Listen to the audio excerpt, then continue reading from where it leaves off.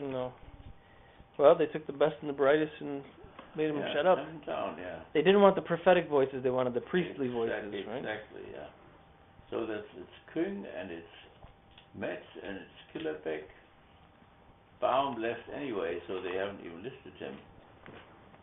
And these are really tragic cases, you know, that Fox Matthew, he was a Dominican, and they devoted their whole life to the church and then are dropped. This is Inquisition.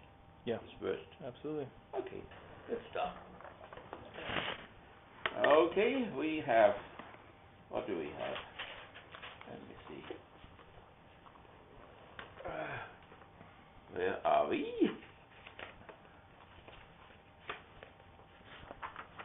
Let's see, we are Lecture 11. 11, Discourse 11, Truth and Correctness. Truth and Correctness. Okay, first we have to determine when do you want to give me the final exam. That's the second and final. We decided that, so we can do it next week. That would be April 3rd. If you need more time, then we can do it in the following week. That would be the 10th then. And then we still have 1 week more, and I can look it through and give it back to you. So we have our last class. I leave on the 19th. Maybe it's the 17th, I think. It's the last class. Do you want to have another week, or how is it? How do you feel? Yeah, let's do 1 more week. 1 more week? So then you have 2 weeks, right? But then I have to have it because I'm leaving. Yes, sir. Okay, very good. We have to tell to Alex too, there, and our other friend. Do you know that these people there in Saudi Arabia, that they bought weapons in Croatia and sent them to Syria? Sent them to Syria. What the hell are these Croatians do? They went into the weapon business. I think maybe the Germans took their factories over there, and now they produce the weapons there. Oh, the Heckler and Kochs being made in Croatia. What a catastrophe. Okay, so then what we want to do is to review the text a little bit more. But before we do this, we want to look at contemporary issues. And then we want to say something, because some of you said you want to have a little bit more, you know, where all that is coming from. We can do that. And then we discuss the questions there. So, as far as this contemporary issue is concerned, I have the radio here today. Again? So, yeah, the radio stations came. And that's a radio station which puts it online, and then they distribute it to all the other radios nationwide. You can all take that off. It's free. Syndication. You don't have to pay for it. Yeah. So it was very good, and it was on the papacy there. So he wanted to know about the old thing. So we had a whole hour, and it was very nice. And they didn't have to go to the radio. They came here. It was good. So they wanted to know, you know, what the future will be, and what we discussed here. I told them, you know, what has to be expected, and the dark point, you know, for us too, is his relationship to fascism in Argentina, the military dictatorship, and the two who have been tortured and imprisoned, the 2 young priests, because they sided with the fourth estate. That means with the working class, and the fascism belongs to the bourgeoisie, the low bourgeoisie particularly, and its purpose is to rescue the capitalistic system. And they sided, they were on the wrong side of history. We want to discuss a little bit more what that means. They on the wrong side of history. So, and the Pope now, he reconciled himself with one of them who is in Germany, and he forgave him. So there is something to be forgiven. He said he warned them, so don't side with the workers, you know, side with the others, and they didn't do that. And then he also went to the junta and talked with the junta, but said they didn't listen to him. That's believable. Now, if he had done more, he would have died like Romero. The same situation, Archbishop in Buenos Aires, the other one Archbishop in San Salvador, and of course not only Romero was killed, the liberation theologians were killed, 70,000 of the basic Christian communities were were killed, and they make a lot of noise now about Christians being killed in Egypt by the Brotherhood and so on. They never said anything about all these Christians who were killed by the Arena Party, which they even paid for, and which they used the terrorists from Fort Benning. By the way, also what I saw in that book, there another one who has been silenced. That's Father Bourgeois. Yeah, who was here all the time. He was a good friend of Father John here. And Father John was one of those brave guys. Before the Iraq War started, they went with Bishop Gumpton, who is also silenced. Bishop Gumpton. I mean, that's really Inquisition at its worst, you know.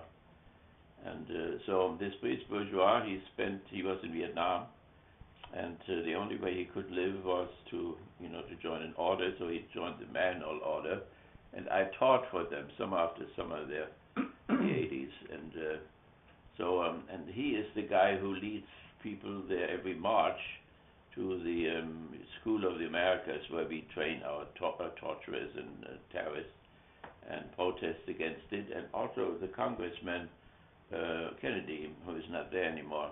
He worked with him, and they put it before the Congress twice, and the Congress voted, and they got more and more votes, but never enough in order to close the thing. So it's still open, it still operates. But why Father Bourgeois, why he was silenced, was not that really.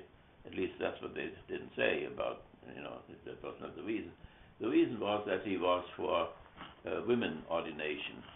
There were a lot of these, I taught the nuns to a large extent. These nuns wanted to go into the priesthood. I don't know why really, but that was their desire. And so he sided with them, and so they threw him out, and was probably happy that they got him out because of the other thing, this School of the Americas. So that's what we discussed today, and they even wanted to canonize. Ratzinger wanted to canonize Isabella, there, the follower of Charles V, who started the Inquisition in Spain. The Inquisition had already started before, but then it became particularly bad in Spain, and they pushed 70,000 or whatever Jews out, who went to Dubrovnik, by the way. They went to the Balkan. So, but what an idea, to somehow to canonize these people. They didn't come through with it, but they tried it. So, okay. So, I mean, I'm glad that they voted for this guy, but one has to see now what comes of it, and that he took that he's a Jesuit is okay. That he, chose St. Francis, that's okay. It was a very good type of a program. That he drives by bus and not a limousine, that's okay. Has an apartment at a palace, that is okay. So, but he fought against gay marriages, what is on now, the DOMA thing, which we can discuss today. He will probably be conservative of all these things. But the main thing is, in what paradigm people think and approach things. So I think we said that, and I'll just sum it up very shortly.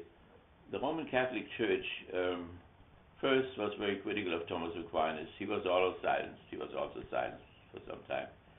But then they made him into the main teacher, so that was the scholastic paradigm. Then the scholastic paradigm broke down in the Second Vatican Council. Then they went with Ratzinger to the patristic paradigm, the Church Fathers, and the resignation of Benedict there is a result that he didn't get through with that patristic thing, that it led into a dead-end street. We call that aporia. And so the question is now, is there another paradigm? And I always recommend the Hegel, because Karl Barth thought that Hegel would be the Thomas Aquinas of the Protestants, and I think of the Catholics as well. So there is a new paradigm which is dynamic, which is post-Kantian and so on. So it could be helpful. It is difficult, but more difficult than the Church Fathers and more difficult than Thomas Aquinas, because it is more modern and it brings in all the modern complexities. But that is something which I also recommended there. So they take little bits and pieces of 3 minutes each, and then they put it on. I don't know what they do with it, but for me it's interesting because I'm finishing up correcting that book on religion in the public sphere, and religion fighting for not only formal freedom or abstract, not only formal democracy and abstract freedom, but concrete freedom and concrete democracy, and how the religion can contribute this in the public sphere. So not only writing about the public sphere, but then also entering. So we have the newspaper contacts several times, and then the radio, and that shows, what it really looks like when they become interested in it, and why they're interested in the press, and how it has to fit, into their advertisement and all the things. I mean, these are the real conditions of the public sphere, and how you can say anything reasonable under those conditions. Well, of course, we tried it today. Okay, so that was one thing. Let's start with these contemporary issues there. I just mentioned already the DOMA. DOMA is the Defense of Marriage Act, and it was today before the Supreme Court. And what we want to do always is to do a time diagnosis in terms of the critical theory of society, and what, as it is developed now, what one could say about those things. Is the critical theory at all competent? Is that something that should be concerned with? Definitely. So it's a legitimate type of a theme to look into that. What I said today too is that one thing important for the critical theory is this antagonism between the religious and the secular, and this antagonism comes split in the religious community itself, in Islam, in Judaism, in Christianity, in Catholicism, and so on. So that is the best way to grasp it. When we talked about these pathologies come from a disunion which has set in with modernity. A disunion between the religious and the secular, but also between the individual and the collective, and also between the third estate and the fourth estate, or the third estate and the first and the second one. So these are the sources why the social life is so torn apart, and we can trace that a little bit further. So now, so when we say this now, that there is this split, obviously we have a completely different argumentation on the religious side. And religious people can not only be authoritarian or dogmatic and say, well, that's the word of God. That is what the book Leviticus says, and that's it. We went down with the class to St. Augustine, and we will go to the Sunnis now, St. Augustine, and the last word which I asked the priest was the Father Martin, a Jew. I said, how the Vatican II promised the church would open up the windows, would talk with other Christians, would talk with Muslims, with Jews, etc., and would also talk with the modern world. And nothing of that has happened. As a matter of fact, the popes, after the council, have continually sabotaged. And the result of that is almost something like a schism between those reformers who want to realize the council and others who want to keep the status quo before the council and want to go back because they think the council is dangerous and so on. So one got into power with Ratzinger, and they silenced all the others. On one side, they took a right-wing group back again, which they had excommunicated, back into the church, and at the same time they destroyed or tried to destroy the liberation theologians on the left. So that is something like a schism, that is the split in the church. And when we ask, what the new papacy will do, the question is, what will they do with that split? Will they stop that Inquisition thing? Will they take people back whom they have silenced and let them talk in God's name? They're the most intelligent people whom they have. If they trust in the truth, then they cannot destroy the truth. So let them talk. And and then there's one case in my new book there.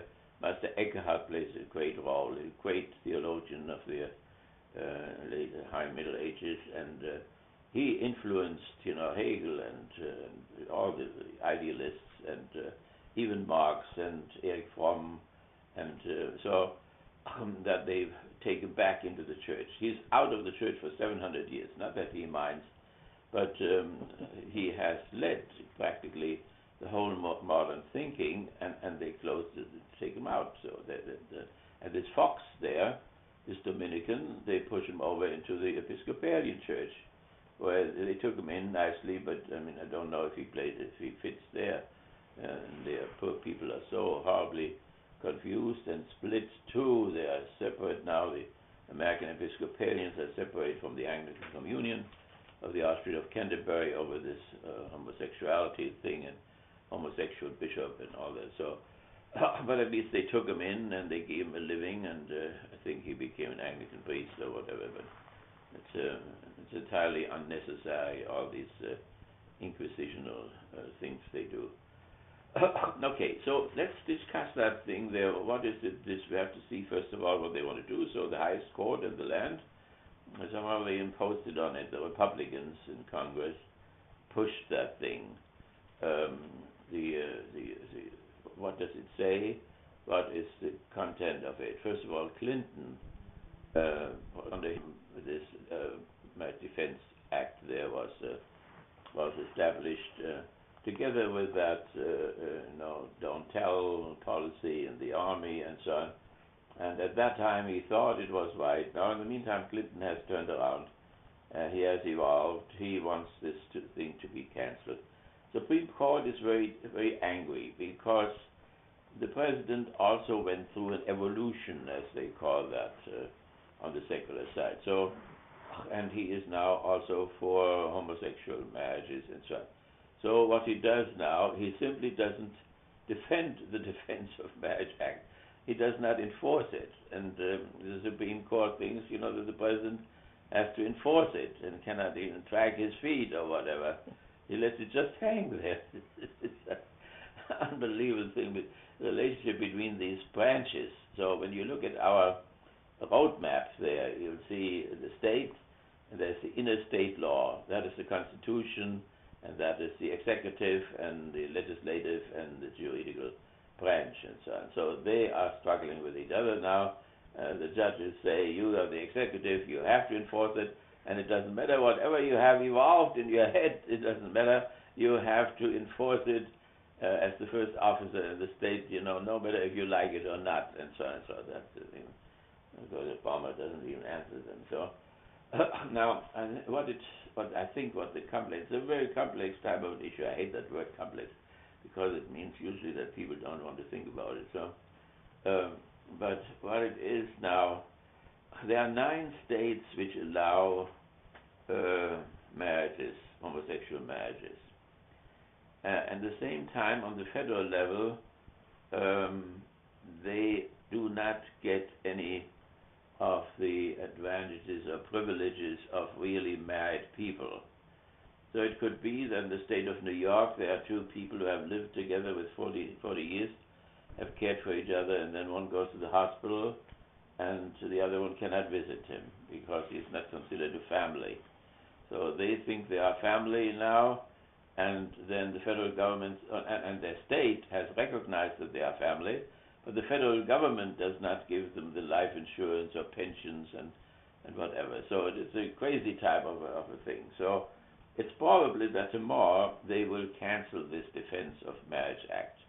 But they had to kick Obama first because he was supposed to enforce it in spite of the fact that it is nonsense. So it will be argued in terms not of the federal government but of states' rights, so that the state has the right to decide those family affairs, and the state then can also decide if these people get Social Security or can inherit something or can visit people in the hospital and all that. So, and that will probably be decided. They also have to decide about California, and they will do that too. California moved against, wanted to cancel that right to get married, and I think the Supreme Court will probably overturn that tomorrow. But they will not go further. What some people, they will go further maybe in June, So what they want to is the Supreme Court will recognize on the federal level the marriage of homosexuals. So these other two things are steps into this direction. Okay, so now we have just gone through the argumentation on the secular side, right? For us, as Americans, it is very hard to keep things separate, so we think, all things have to be nicely reconciled and there shouldn't be any dissonances, and that's a good feeling, a good tendency, but there are these dissonances, and so in order to resolve them, we have to make them very clear for us.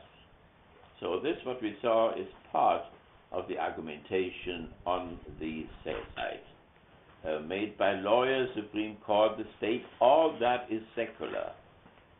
We made that great experiment to desacralize the state, not to legitimate the state any longer by any religion.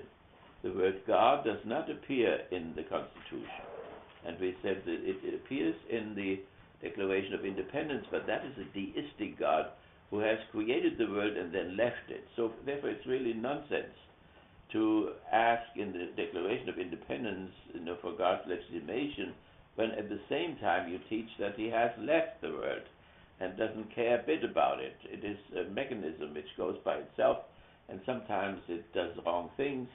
That is how they, got rid of the theodicy problem after 1755, this horrible earthquake in Lisbon and its tsunami, which cost thousands of people's lives, and then came this theodicy problem. How can God let something like that happen?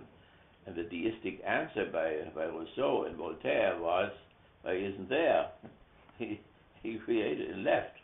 Very simple. So, but this deism, of course, is different from Islam and different from Christianity, where God and Judaism, where God is above history, but he's also at work in history, and so his world government in a certain sense. So that is so on the secular side, it is all based on the human rights declarations of 1776, 1789, and 1945, and UN, and so on. So there's a whole secular development which says that we are all equal before the law, that we have all protection under the law. And so that is then applied concretely, and they applied that before with interracial marriages. So that is why they bring it on the same level, in spite of the fact that it's qualitatively different. But it has that in common, that racially different people have the same right to get married, and therefore black and white can get married, and so on. That is protected under the law now. And so they want to do the same thing also for homosexuals. But there is nothing in the Bible that a black man and a white woman should not sleep together like a man and a woman. But there is something in Leviticus that a man, no matter how green or yellow or whatever, should not lay with a man like he lays with a woman, and that is a difference. So there is some word of God for one thing, but there is no word for God on the other thing. That brings us over to the other side, where people presuppose that there is a God, that this God can speak, that he has spoken in the Torah, that he has spoken in the New Testament, that he has spoken in the Holy Quran. They recognize, the Quran has always recognized that the other writings were inspired. The other writings have difficulties to recognize that also Muhammad had a real revelation, but this has, in the meantime, has also changed. Somehow the recognition is there. The Christian idea always was that Muhammad had too many wives. By the way, today I heard that he had a Christian wife. Mm-hmm. One of them was a Christian? Mm-hmm. Good man. So there's progress. That's what they should, he was a very progressive guy, I always knew. Okay, so this, so that is the other side now. So now what religious people have to learn is to put that into an argumentative type of a thing. They cannot simply say this is a word or whatever. They have to explain a little bit, how this is handled really, or has been handled. For instance, there's one type of a contradiction. Whoever says the man should not lay with the man and quotes this and says we have to obey the book Leviticus, there are other things in the book Leviticus which they have simply cancelled. And they also already in that one law, the law demands execution, death penalty.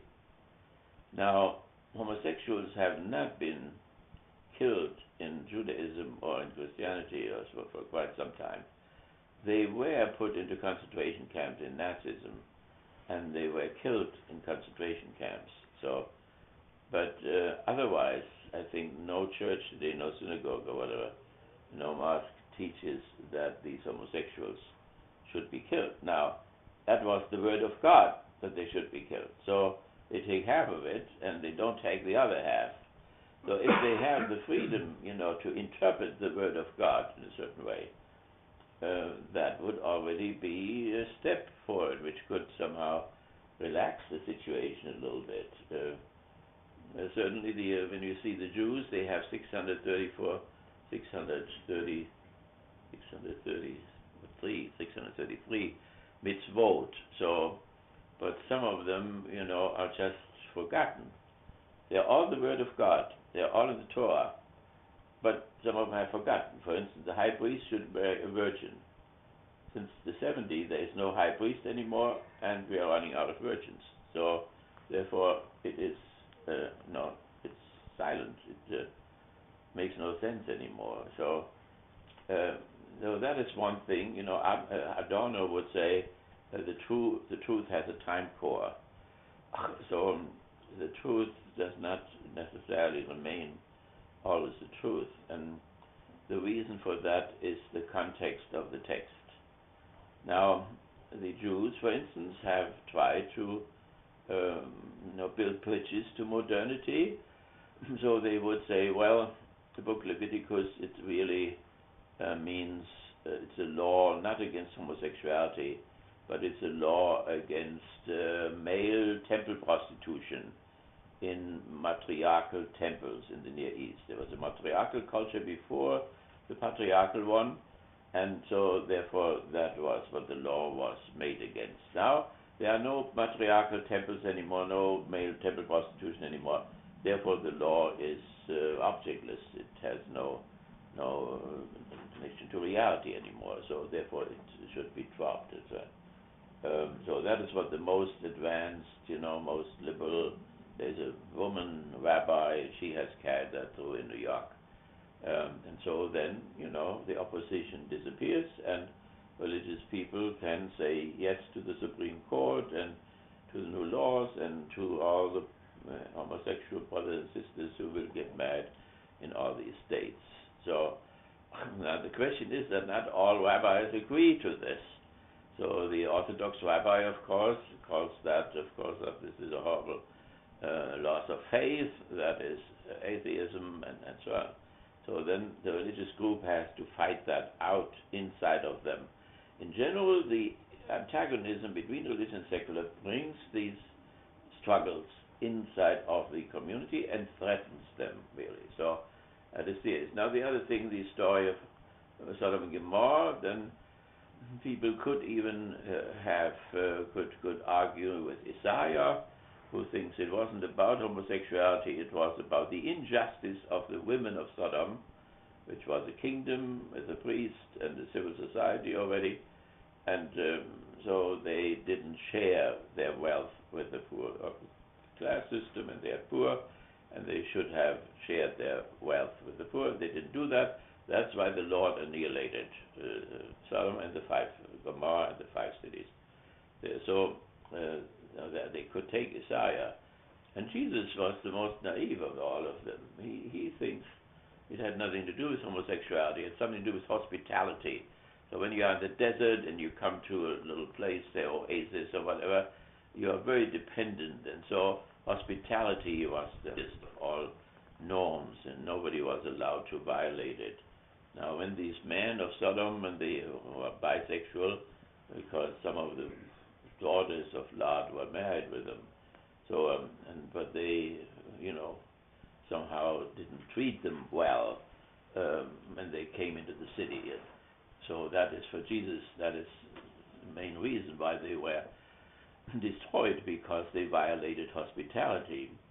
And then there's also another peculiar thing. Jesus says once that the men of Sidon will have a harder time on Judgment Day than the men of Sodom, because the men of Sidon did not repent, which presupposes that the men of Sodom could have repented somehow.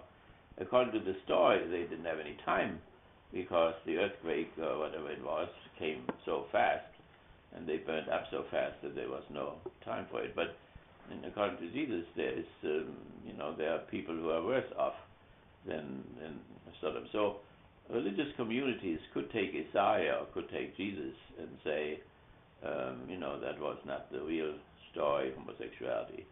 Others would say it was a thing of violence or of force on people. So it didn't deal with sexuality at all. It was a thing of domination. They say that very often. I think it's partially illusory. I think it has something to do with sex, and it has something to do with domination at the same time. Even crimes in that way. I don't know if you follow that crime scene there of this girl. What is her name there? She's on every night. Huh? Arias? Arias, yeah, Arias. Where did that name come from? I don't know. Nevertheless, she killed her boyfriend. I can't remember anymore. It was in a rage, and stabbed him a number of times, cut his throat, and shot him on top of it, and so on. But that happened. That was all. They had a very intense sexual relationship over several months, and so on. But in all of that, she was continually humiliated. So the opposite of recognition. And when you are, humiliated or non-recognized for so long, it can really bring about unbelievable convulsions inside of a person. And it would also explain, why she really exploded. And now they have a psychologist who has to explain, what that means, why she cannot remember this anymore. But among these 5 human potentials, work, language, and sex, and recognition, they are all equally serious. And if in a woman she is continually put down and degraded and humiliated and so on, that can accumulate to an unbelievable outrage and unbelievable explosion, which has obviously happened there. So, nevertheless, our point is here, and I asked Father Martin down there, if these wars, these culture wars, which move people and produce pain for people if they have to go on forever. And so it was my last question down there, and he said, well, it is how it is. Now, if it is how it is, that means, we have that Leviticus, and we have that story, and we have St. Paul, who says that lesbianism comes from atheism, and we have the natural law, according to which it violates, and so on. So that's how it is. So if we have this, then this culture war will go on continually, and not only that, they are losing. They are losing step by step. If you look from 1880 on, the legislation in different states, even Catholic states, they introduced the divorce, which is also against Christianity. Christianity does not allow for divorce, except in the case of adultery. There's a little place there. So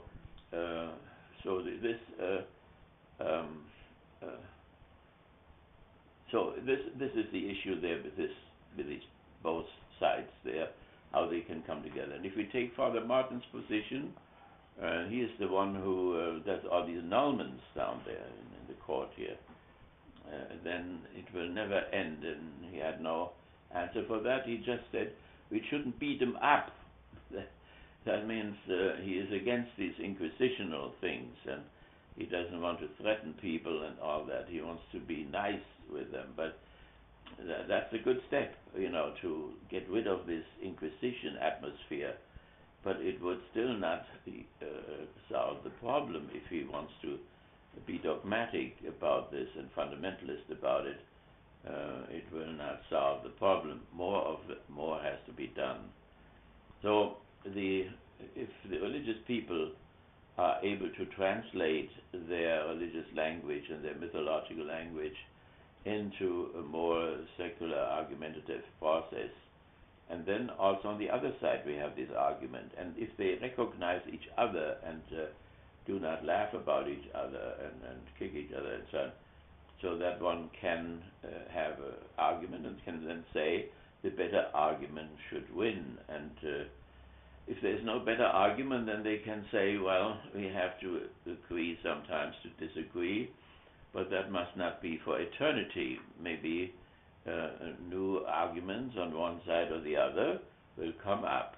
So, and I think we mentioned that already. If we take stem cell research, which is another thing, I mean, there are 1,000 things coming up all day long. So stem cell, if we can say both sides want to heal people, and both sides say the embryo is human, then we have something in common already on both sides. So, but there remains a non-identity there where they're not together, and that is that one side says it's an embryo is a person from the beginning, and the other side says an embryo is a person only after the birth, and so on.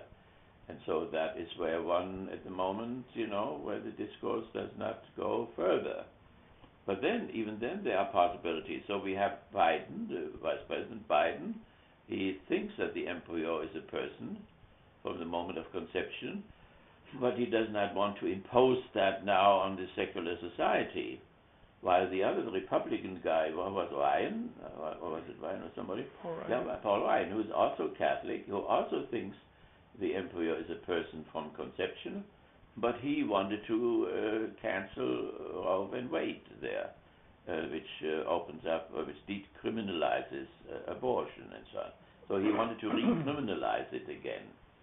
So even if one cannot come to a conclusion really, or agreement, this is still the question, where should this be applied?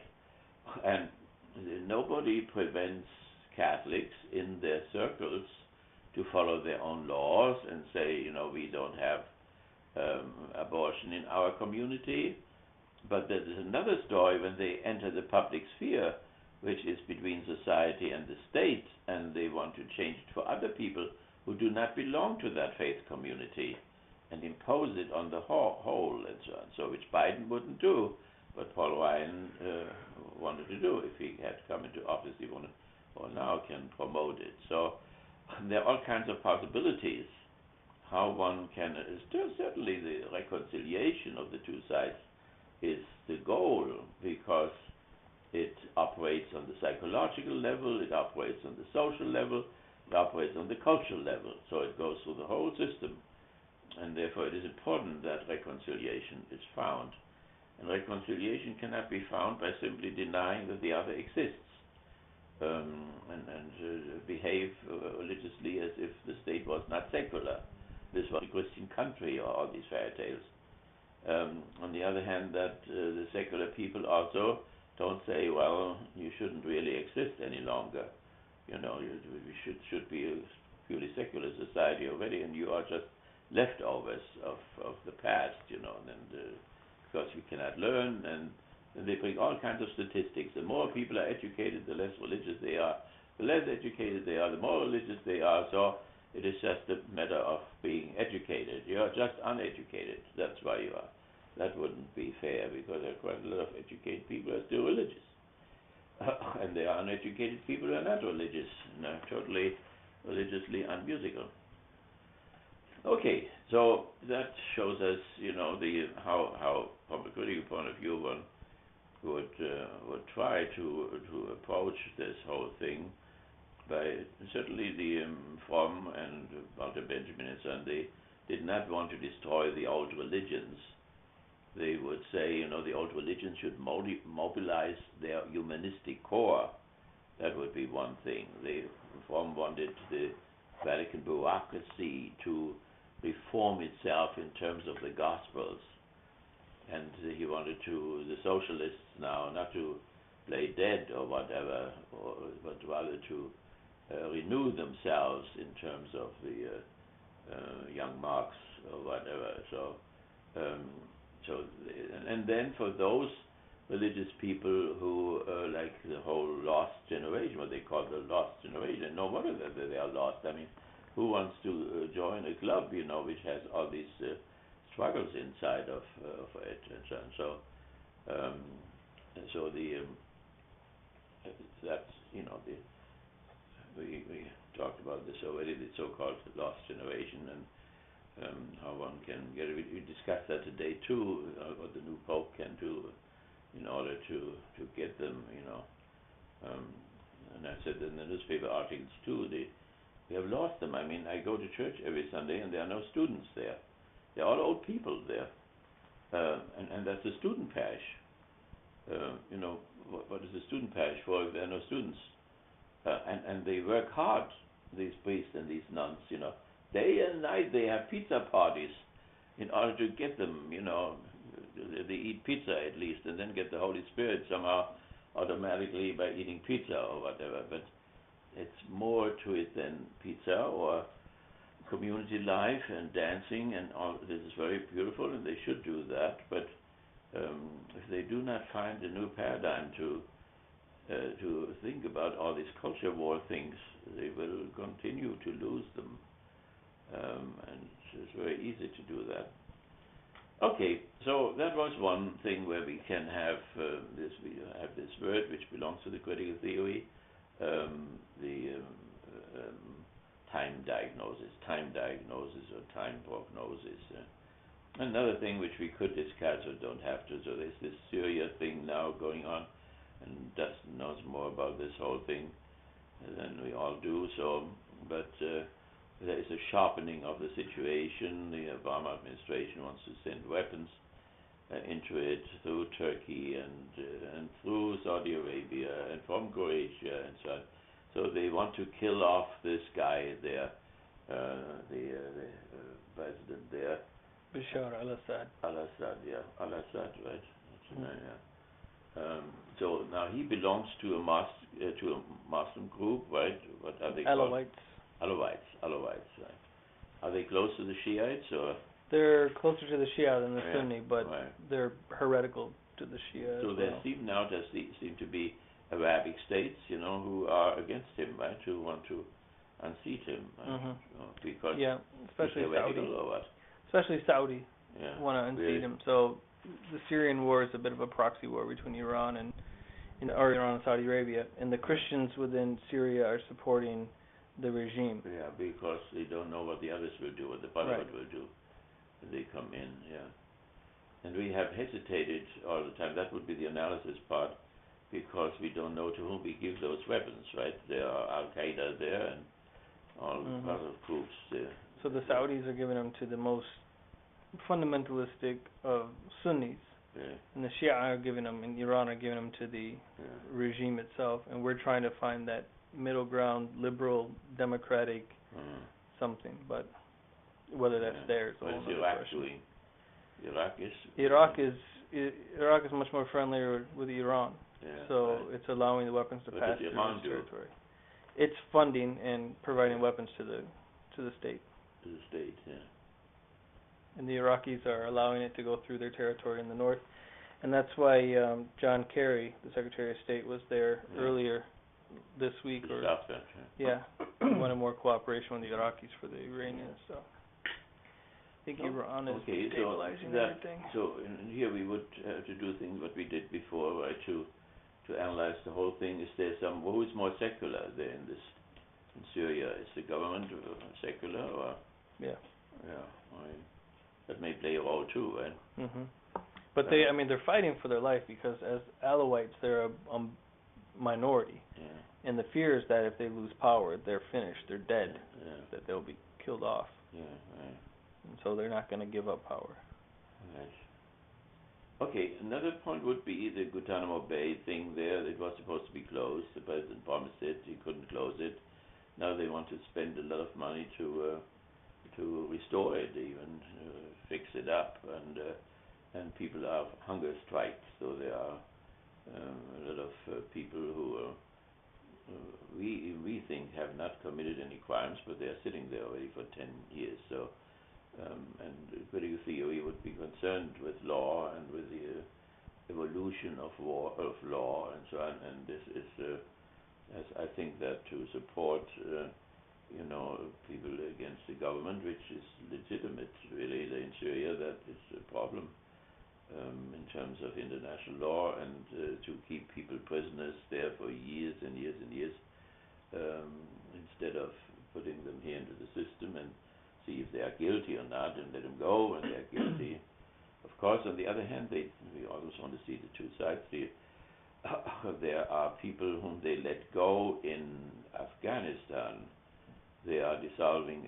They have given a camp over with I don't know how many thousand people, 4,000 I think, to the Afghan government, and they are afraid now that the Afghans will let them all go without a trial or whatever. And some of them have been let go, and they join right away the Taliban groups and become commanders and so on, and take revenge for what has happened to them in the camps. So then the camps, instead of protecting us, make us worse enemies than we had before. So that is going on in Afghanistan. So then we have Cyprus, and Cyprus is indicative for the capitalistic system. So obviously, the critical theory thinks you cannot talk about fascism or concentration camps without talking about capitalism. So the question what is happening to capitalism is important. So we have the whole thing we had already in Greece there, where we had austerity programs, and the European Union, particularly Germany, bailed them out. But bailing them out means to impose restrictions on them, and that leads to an austerity program, and it was unbearable. So the Greeks rebelled also against the Germans, and the German taxpayers had given them the money. So the Germans were upset about the Greeks about the Germans. So the German government relaxed the demands and brought the interest rate down in order to, at least for the moment, it is quiet. In Cyprus, they got a new idea, namely to take out the bank accounts. That means they wanted to take 10% from all the banks in order to pay for the debts of the state. By the way, must not forget how that Greek thing happened. Now, you know what the derivate is, derivations. There are certain instruments, financial instruments. Derivatives? Derivatives, instruments. So the Wall Street, one of the firms, sold Greece that a derivative because Greece wanted to enter the European Union and European Union.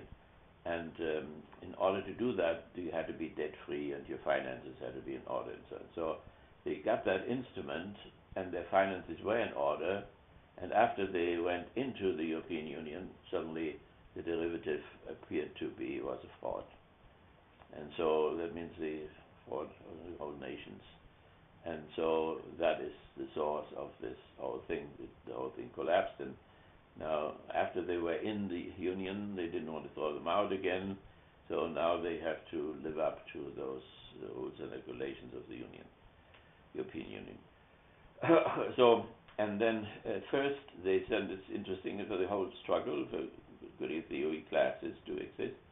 So they wanted to tax all people 10%, so to take the bank accounts from everybody, bank accounts out 10% from each account. And then the parliament voted against it. Then there was a big catastrophe. Now what to do? And England is bailing them out. The Russians put in because they're a huge bank account of oligarchs. So after the victory of the neoliberal counter-revolution, the third one, or the first, 12 capitalistic armies marched against Lenin. They were beaten. Then Hitler marched into Russia with 3 million men, and he was beaten. And then the ruling class did this last thing there by finances. That means the debts of the Eastern European countries of the World Bank in Paris was enormous. So by economic means and by the tremendous armament of $3 trillion by the Reagan administration, which is the substance of our debts there, and the Russians didn't want to follow up, and so the whole thing collapsed without a shot being fired. So the first counter-revolution was not successful. The second one with Hitler was not successful. The third one, the neoliberal, was successful. So nevertheless, the Russian offered to do something because of the oligarchs. So now one of these oligarchs was killed or committed suicide in London. Some people say it was suicide. Others think the Secret Service has killed him, as they did before. So that means, and as soon as you introduce civil society again, it splits, and you have the tremendously rich people on one side and the masses of the poor people like we have it here. And so then Putin was very negative about them. He put some of them into prison, and the others run away. But he doesn't want, obviously, to lose them altogether. So therefore, he was willing to do something for Cyprus in order to rescue those accounts, the Russian accounts, and so on. But the Europeans were very upset about this. Particularly, the Russians wanted to have a harbor in Cyprus, a military harbor. They have only a military harbor in Syria, which they support, and then they are in Montenegro, and we didn't go there in Montenegro, we went to the other place, but this is full of Russians, and there is an outlet to the Mediterranean there. So, but they are always looking for this outlet, and so they wanted to connect this. We give you that if you give us this harbor, and so on. So, but it didn't come to anything now. So, but now they did make some kind of a arrangement. The debts have to be paid back, but it's a progressive taxation. So the first $100,000 in the bank account are secured by the state, like it is with us here. So they cannot be touched. So the tiny poor people up to 100,000, they are safe, and then it becomes progressive. The more you have, the more they will take. Now that may be a pattern, which we will have to apply here too, sooner or later, because the whole capitalist system is global, and they do all similar measures. So we are in an austerity trend now at this moment, because what we didn't do 2 weeks ago. And so when that really sets in, we have to see who will do the paying. So Obama wanted to have it, a balanced approach. That what we do now is not very balanced, it's very radical in a certain sense. It was never to be realized. They thought they would change it before it would get into action, but they couldn't change it, and so it is now in action, the austerity program, and we'll see what happens. So in Cyprus, masses of people, of course, marching, in Greece marching, and so on. In Italy, they threw the austerity, or the government of businessmen, they threw them out and had this austerity program, and the same thing happens in Spain and in Portugal. So the whole European Union is involved in that, and the question of the rescue of the euro and all that, and that, of course, plays into the other places, to us in England and so on. We have not been involved in Greece, and we have not been involved in Cyprus, but the Slavs were in the game there. Okay, so these are all elements, to which we could apply the critical theory and make an analysis, and so it gives us, what they say here, the tools to do that. There is in Afghanistan, let me mention Afghanistan, then there's in Israel, of course, the president was in Israel, and he made some kind of a charming tour. I think that there's a shift, I think, toward the Israelis and a little bit away from the Palestinians, which is a very sad affair, and otherwise the whole thing doesn't move. The settlements go on, which is against the agreements, which they're before against the UN resolutions and what they do and what they want to anyway. I think the president is much more concerned that they will not go on their own against Iran. They will not try and bomb them there on their own, because they will pull us into it. We have all kinds of treaties with them. So if the Iranians will make a counterattack, we will be involved in the whole thing, and we'll have to bail them out, the Israelis, when they're in trouble.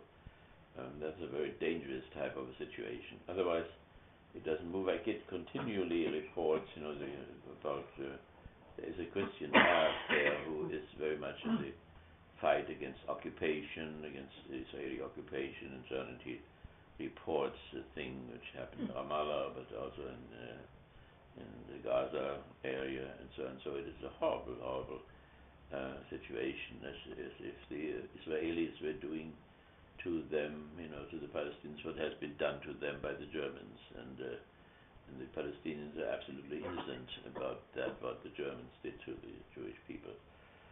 But there is some kind of what they would call a mechanism that if one has suffered a lot, for many years or so, and one comes into power, that one behaves very much like the others did to one before. And with the Christians too, and the Christians for 300 years they had suffered. As soon as they came in power, they did to others what had been done to them. So it seems sometimes something in our psyche there which works that way. Okay, that is all about the contemporary issue to date. If you have another one, we can talk about this, but we should not forget it also in your test, whatever type you choose. We want to do it another week more, for the exam, so we have 2 weeks.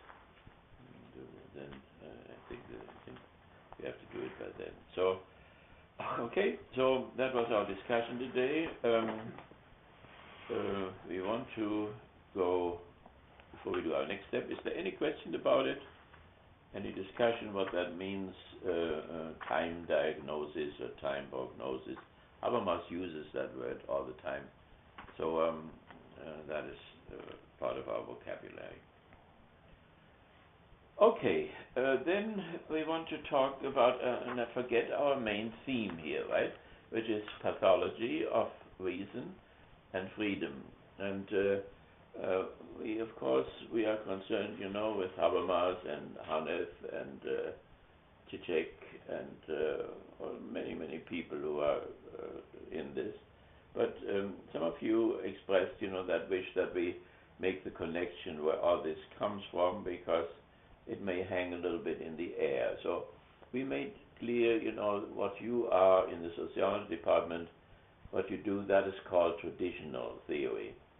And so what we did here in our discourse was to bring about an alternative to that, which does not mean to overthrow the first one or to say that is not valuable and so on, but it is very valuable. The original program of Horkheimer was started with a materialistic philosophy of history, we said, which came from Hegel's idealistic philosophy of history and Immanuel Kant's. And then he wanted to connect this philosophy of history with the positive sciences. So with psychology on one hand, then with sociology, and with cultural anthropology. So that is the original program, an interdisciplinary program. So it is in no way a playing down of the positive sciences, the critical theory. So we cannot say, I'm for the critical theory, or I'm for this philosophy, and the sciences are nothing, or positivism is bad, or whatever. So there is, and that was already there as far as Hegel is concerned. Hegel had already studied political economics. That was the first name of economics, and like Adam Smith and Ricardo and Sayers and so on, they are all there in Hegel already. And so Marx continued this. Marx is particularly a political economist. That is his main field where he made progress and discoveries and so on. So the critical theory following this had for its core a certain critical philosophy of history, and that was connected on one side with psychology. That's where Erich Fromm comes in, but also Karl Landauer we mentioned, and then they were in contact also with sociology and with cultural anthropology and with political economics. So political economics, sociology, cultural anthropology, and psychology were the positive sciences with which they connected their philosophy of history. So philosophy of history is a core issue to understand the whole thing. What does that mean now? when you look at our roadmap there, you'll see there's the family. When they wrote about the family, they had worked on it. And I then took Hegel's philosophy of the family, and I was the first one. Nobody had ever done that. Only after me, then in the 80s, people in Belgium suddenly started also Hegel's philosophy of the family. So, nevertheless, there is the family, then there is civil society, and there is the state, and then comes history. So it's very important to have these dimensions clear and not to mix them up, right? We cannot say we made history yesterday, or the Catholic Church made history or so. History is not a new vacuum cleaner or whatever. History is something which happens in a particular dimension which is beyond the state. So the state has internal state law, as we have just discussed it, in terms of the Constitution and so on. It has external state laws which are related to the relationship of the state to other states around. And this interaction is the real dimension of history. That is where history is made. So you could say, what is our new Secretary of State there? Kerry. Yeah. So these guys, or Miss Clinton before, they operate in the sphere of international law, international relations. That is where history takes place. So, but they got that from Marx in a certain sense, and Marx got it from Hegel's philosophy of history, and from the idealists in general. So from Kant already. Kant wrote things about world history, and what the goal of world history was. He was very cosmological, what is it called? The people who are concerned with having a world society, cosmopolitan. And this Kantian position comes up in Habermas today, but in others too. So Habermas really thinks seriously, like Immanuel Kant, about building a world society according to the model of the European Union, so that particular states give up some part of their sovereignty, so that they come together, and the same thing could be done on the world society of the world government. Our fundamentalists here are really upset about this.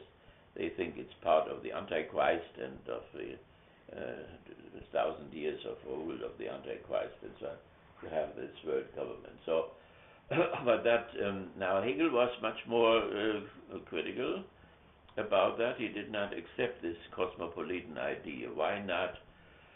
Because he thought that every particular unit has in itself a certain denial. It says that it is not the other. It has a certain negativity in itself. We are Americans, we are not Canadians. We are Americans, we are not Mexicans. Therefore we have all these boundary problems and so on. And sometimes they can internationally balance this, but sometimes the negativity becomes so powerful that people cannot help themselves anymore. And war movies are not enough, they have to have the real war. When I was in Belgrade, when the war started, the Serbs said, well, the Croats always in a certain rhythm, they need some bloodletting. They have to release their aggressions, and that's why they attack us, and so on. So this is why Hegel thought that as long as these particular nation states exist, that negativity will be there, and therefore the wars cannot be stopped. And so the Holy Alliance that was at his time could not stop wars, and then the what was it called between the First World War, the Second World War, United Nations, what was the predecessor? League of Nations. League of Nations. Yeah, Hitler left it, and the United States left it, and so on. And then it didn't stop the war neither. And then out of the Second World War came the UN, and it shows all the time that even the UN needs something outside which it can negate, and only through this negation inner unity is produced. So there must be always somebody out there, Iran or Korea or somebody rogue nation against which they can mobilize and so on. So and that was why, and Hegel was unfortunately I would say unfortunately he was wrong. It would be much better if Kant had been right, and but it was Kant who was wrong and Hegel was right. Was the greater realist or what? So how can this be resolved? I think in Hegel's terms it was something messianic that someday, for him he could define the absolute as the denial of all denials, as the negation of all negations, and that would be, if that would happen, then the humanity could come together. As a matter of fact, by the way, when Hegel wrote, there was no real world history. World history came about really when the First World War happened, and suddenly the Americans came into it, and with the Americans and the British Empire, suddenly the whole world was part of it. And the same thing is also, there was no world market, really. That means Hegel was ahead of his time. That what he was talking about was not really existing yet. It came later on that world history suddenly became an empirical reality. And we said already that he made predictions, which were amazing, namely that Europe was finished, and by 1830 already, and that the American world and the Slavic world would move into the foreground. And we would say in Hegelian terms, if you think that way, then you are on the side of history.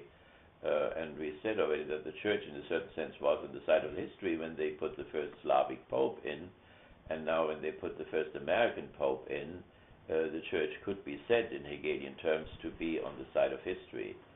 On the other hand, that people like Mussolini, who wanted to establish a new Roman Empire, or Hitler wanted to establish a new German Empire, and so on, that they were not on the side of history, and that they were simply too late. They were anachronisms, and it could never work. And a few days before his death, Hitler said to his secretaries, fate wanted it that way. Fate, that means the Almighty he talked about, or the Lord of History, or whatever, wanted it that way. And why did he do it all when he wanted it that way, and so on. So one could not. Germany had its empire. Whoever has moved into the niche stays in the niche. We could apply that to China. China can have a nice life for its people and feed them all and so on, but it will never go into the front of the evolutionary process, because all what it does is borrowed. The Chiang Kai-shek revolution was a bourgeois revolution a la West, and it's Mao Zedong, that was a socialist, so that was also West. It's all Western, what they do anyway, so it's not their own product. So what we have to observe, when we follow this philosophy of history, and I think that is true partially true. Marx thought very highly about the United States, and was fascinated by the experiment of the Republic, but he didn't think very highly, ironically enough, of the Slavic world. So Hegel also was more in sympathy of the American and the Slavic world, but he thought that both had an evolutionary potential which had not been used up, and therefore they would move into the foreground, and either of them or the other would have to solve that problem between logically, in terms of logic, the universal and the particular, or more concretely, the personal autonomy and universal solidarity. The Soviets tried this universal solidarity but had no autonomy. We have tried this personal autonomy to the extreme of narcissistic illness, but we have no solidarity. So the world historical question would be who would be able to reconcile these two positions. That means that people, exactly by transcending themselves to solidarity, to the community, thereby would become real human beings. That this atom of liberalism, that is an abstraction, it is not the real development of people. The individuals could develop into real human beings only if they would find themselves in community, and in community would come back to themselves and realize their seeing, their hearing, their touching, their analytical understanding, their dialectical reason, and so on. That was also the idea of Marx when Marx talks about the realm of freedom and the realm of necessity. That is what has to be achieved. That is Hegelian thinking. So we could say the world history moves from east to the west. It is moving beyond Europe into the Slavic world, a huge territory beyond the Ural. It's just starting in the European part in Moscow, and then it goes infinitely on the other side of the Pacific, and here with us too. And both philosophers of history think of both Americas together, not North America and then the colonies of the South, but an equal territory, and so that whoever would do that. So when we say, and you hear it in language very often, this guy is on the side of history, or if you will the Supreme Court be on the side of history, and this history is that what is public opinion now. So public opinion is really for gay marriages, and so everybody who follows public opinion is now, is on the right side of history, is on the good side of history. Hegel would talk about the vox Dei and vox populi, what the voice of God is. How does one know who is on the right side of history? Simply that a majority of people, or it becomes a majority for gay marriage, does not mean that they are now right. The Germans, went to over 50% for Hitler, but it was horribly wrong. It's a question of this type of philosophy of history, what the basis is by which one knows if one is on the right side of history or not. And there comes our theme today, with truth and correctness. You can make, correct statements in terms of history.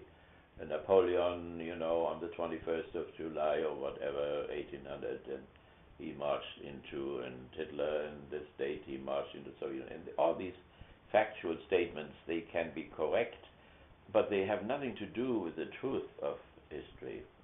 So what does have something to do with the truth of history? We mentioned that already. The judgments, where we say then don't be judgmental or so. The others are protocol sentences. Hitler marched with 3 million men into Russia as a protocol sentence.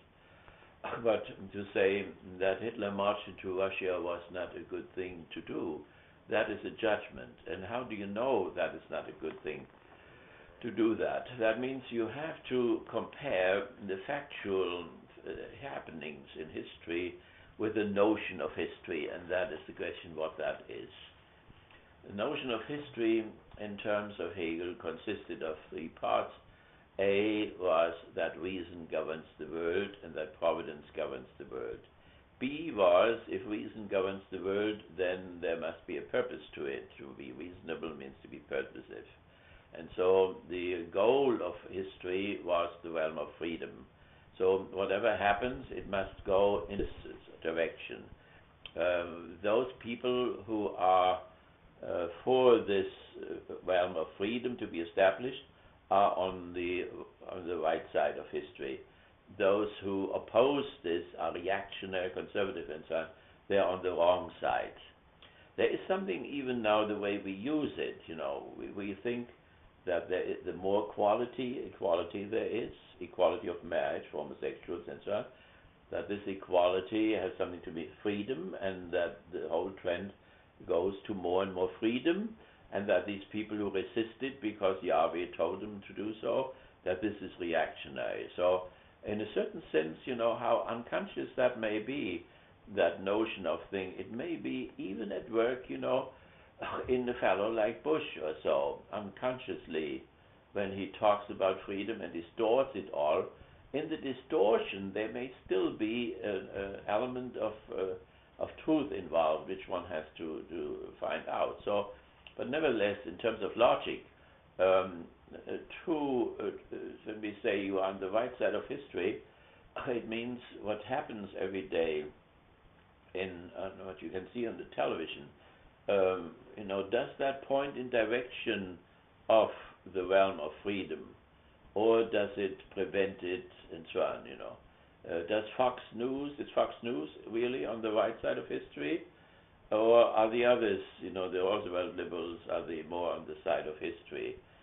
For Hegel, that sounded that way, that he would say, whenever I read in Berlin the newspaper, I see God's providence at work. Now, when you make it materialistic, it will sound another way. They will say reason, but they don't mean the reason of Anaxagoras or Aristotle or Hegel, but they mean human reason. Human reason prevails, and they can see that in the newspaper, or the radio, or the television, that in this case, so whatever the Supreme Court decides now, the critical theorist will say, that reason made it was reasonable what they did. It was rational what they did. But without A, so they don't believe that there is a providence, or they don't know anything about it, or that there is, this absolute reason of Anaxagoras or Hegel. That means then to go from an idealistic philosophy of history to a materialistic one. But some elements they have in common. So in one case it is the divine reason, which is before nature, and nature flows out of God's reason, sometimes mediated through Elohim, in terms of Master Eckhart, God and matter is mediated through angels, through Bade, the friend of Hegel. It was mediated by Elohim, and Hegel demythologizes both of it. But for all religious people, the transition of God's thinking and God's idea and the material world with the law of gravity and so on, that's always a great problem, how this transition is to be made. And so, that's no problem anymore for a materialistic one, because there is no transition. A materialistic one starts out with nature and man as an organism developing reason, and this reason then becomes that is when it goes wrong, then it's pathology of reason, right? Reason and freedom are the same, will and reason are the same, and so then also pathology of the will, pathology of freedom as well.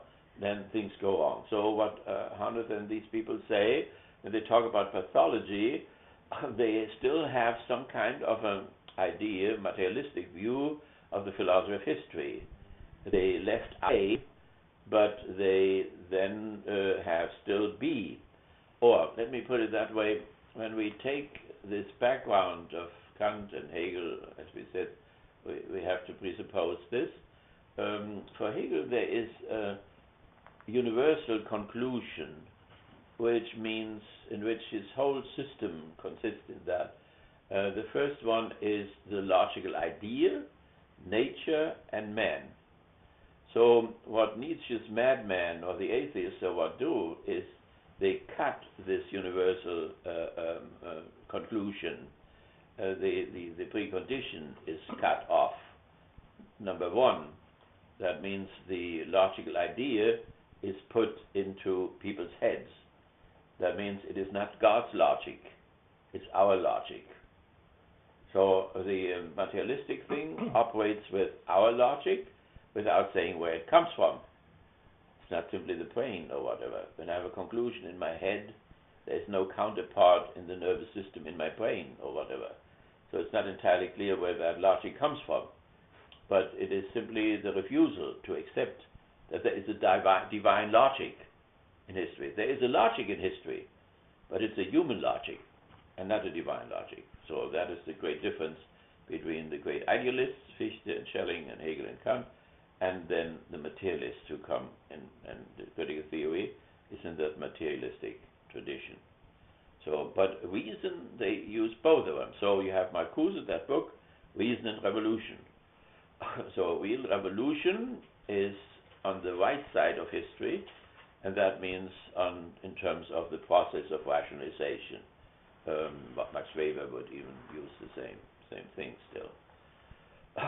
Okay, so so we had A, then reason governs the world, B, reason has a goal.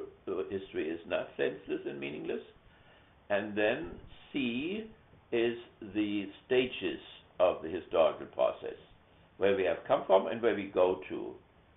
And so for Hegel, the stages are: one is free, that means the despot, the king in Africa, or the despot in Persia, or in China, or whatever. One guy is free, everything belongs to him, all the women, all the slaves, and so on. And then a few are free, and that is Greece, where there are 4,000 free and 100,000 slaves. And so the slaveholders are the few, the feudal lords are the few, and the capitalists are the few. And now you see the pathology coming in as far as what we have done with this theory of what Bush has done and others with this philosophy of history on the right. So you have a right and a left. The philosophy of Hegel split in the right and the left. The content went to the right, the method, the dialectic method went to the left. So when Bush says, we have to bring democracy or freedom to all these people in the Near East or whatever, there is still something present there of this. But where the pathology comes in is that the freedom of all is still a utopia. It is not an abstract utopia that it can never happen. It's a concrete utopia. So, for instance, that we go to Mars is a concrete utopia. We have never been there. It has no place in our history. But we can go there. We do not have all the building stones yet. But in 20 years from now, probably somebody will fly around Mars. And someday they will land there. There's a horrible radiation. They will all come back with cancer. They have to stay there 6 months or whatever until that everything has turned around. And then they can fly back again. So that is a concrete utopia. The same way, the freedom of all is a concrete utopia. It does not exist. But the building stones that it could exist are there. And the building stones are the development of the productive forces. That means the intelligent development of the means by which we control nature. And the better we can do that, the less work there will be, and the more time there will be in order to reach that realm of freedom on the basis of necessity of nature and economics. So we will still have to work, we will still be under the law of gravity and so on, but we will have enough time. The working hours will be reduced to such a time that we can devote, as Marx said, I want to go out in the morning, go fishing, and then I want to write an essay, and then I want to play some music, and then I want to do some necessary work, and so on. That was meant ironically, but it means that all sides of my being can be developed in that process. But what we have done now, and that's where the pathology comes in, we have taken this utopia and have said that it is already realized. We are the free world. And that means this utopia has been transformed into an ideology. What is the ideology? False consciousness. It is the masking of class and national interests or race interests or whatever. And it has been transformed into an ideology which legitimates now the exact opposite of the utopia. That means the freedom of the few continues, of the corporate ruling class.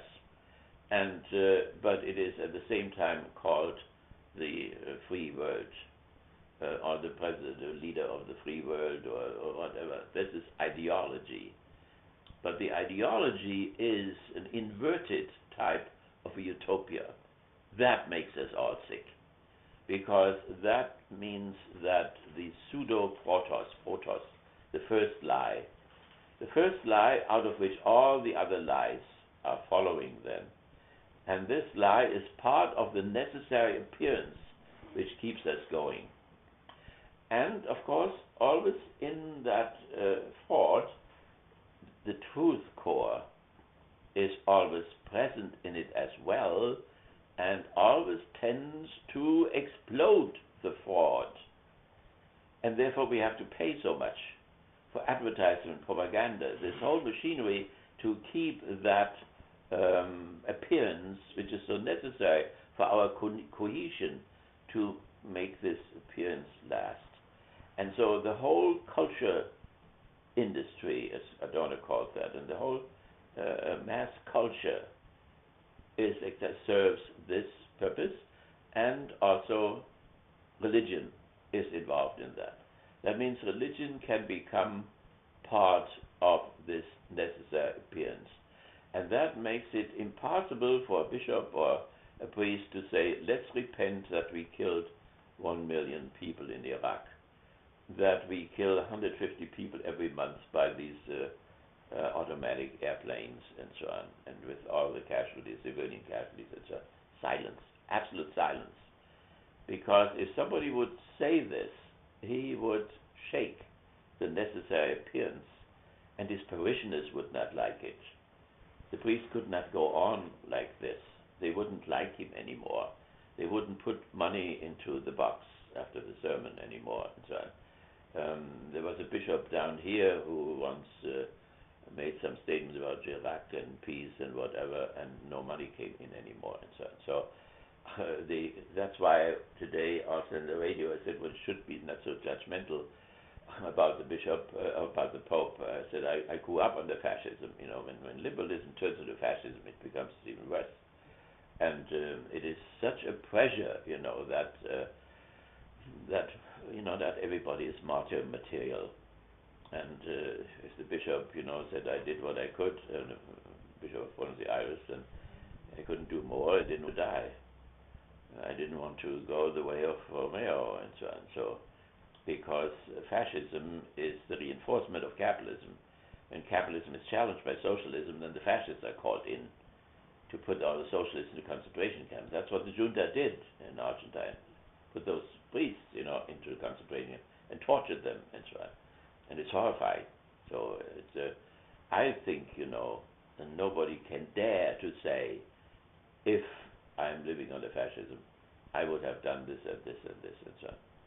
I was, in Norfolk there when I was in the prison camp, the Jewish Secret Service guys, officers, they set me free, with many others, because in Frankfurt I had distributed Graf von Galen's sermons, which were spread all over the place against the concentration camp, but also against British and American saturation bombing of the cities and so on. But that was unbelievably dangerous. These Gestapo guys, they came into the house, they turned everything upside down and so on, and the Hitler Youth and so on and so on. Every house in which you live, you have a guy who is in charge, and if you turned on the British radio and so on, right away they put you into the concentration camps. And so that means the system becomes unbearable. So therefore I would say I wished, the bishop of the Pope now, he would have done more, but I understand very well why it is just above human capacity. It's almost an absolute control on whatever technology they have. Okay, so these are the stages, right? And we can show, what our pathology is like. That we are not a free society. That means we do have a ruling class. And this ruling class, controls the mass media, controls the culture industry, controls the mass culture, controls the universities, and so on. So, little things. When Dustin and I, when we write something, we have to put it before peer review and so on. That means if you are not politically correct or whatever, in a normal journal, you will never get through. That is a means of control, Now, when they hire somebody, they say you have to come in and you have to have some kind of a contract over $100,000 for your research and so on. Well, you get these $100,000 only when you do the true research, the research which they want, and not the research which you. So, I got $12,000 for one of my books years ago in the 80s. And where did I get it from? I got it from Maryknoll, where Father Bourgeois came from, and so. And there, at that time, they were very progressive, and I told you I taught them. My purpose was to instruct the nuns before they went to El Salvador, Guatemala, what socialists are. See, because the girls grew up here, they didn't know what socialism is. So now there was a whole country, full of them, and they, particularly among the poor, and they had to talk with them, So that was one purpose which I did. But then when they came back, something else happened. They had now 1 year or 2 year experience somewhere in the slum, and of the killing and the murdering and so on. Now they came back and went home, and the order wanted them to go to their mothers and fathers and uncles and stay with them 4 6 weeks in the summer. They became suddenly open for very often monastic life meant you cut all strings to your family and so on. But they went the other way around. They said, we want you to go home. And then they talked with their father and mother, and they didn't understand a word. They were normal Americans, They thought it was a free country or whatever, and like the students did. And so they left again. After a week at home, they left. And we wanted to prevent that. So then I tried to teach them, to what is called debriefing, to teach them to calm down, and to be slower and not put it all into the heads of these parents, and they are horrified by the whole thing they told, and so just be slow and don't talk about it right away. Talk about coffee, and even when you talk about coffee, the coffee comes from El Salvador, so you cannot talk about coffee neither. So then talk about the birds or whatever, the rain, heat, something like that. So all kinds of tricks we developed. So, but that was paid, that one book, and it was not the only one at that time. Also, I got sometimes $1,000 from the university or so with these programs or research programs and so on. But then what happened was it stopped suddenly. Marinol changed, and I told the superior, of the order, I said, there's something going on. You are not the ones you are anymore.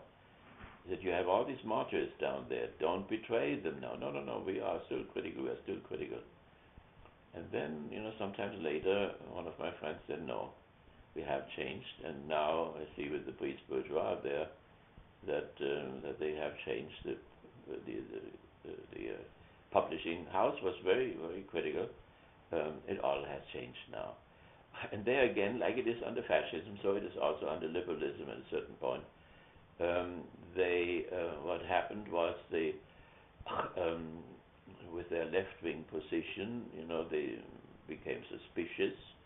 People didn't give them money anymore, and they lost, when the one beautiful two nuns who were in my course, both were killed among those 5 in El Salvador. They were raped and robbed and then murdered. And Ambassador White, whom I know very well, he was ambassador at that time, and he somehow went after it, and so that they were found. They just put them into the sand, and so he dug them out, and that's how it all became known. So, but there you can see what the controls are, and of course they couldn't support me or anybody else anymore, and it is understandable. They had all these old nuns, 80 years old. They lived on the upper floor, and then in the middle there were the 40-year-old ones. They died from cancer, and then there were the young ones who didn't come in anymore. Now, when you are under pressure like this, that is forgivable, that you are not critical anymore.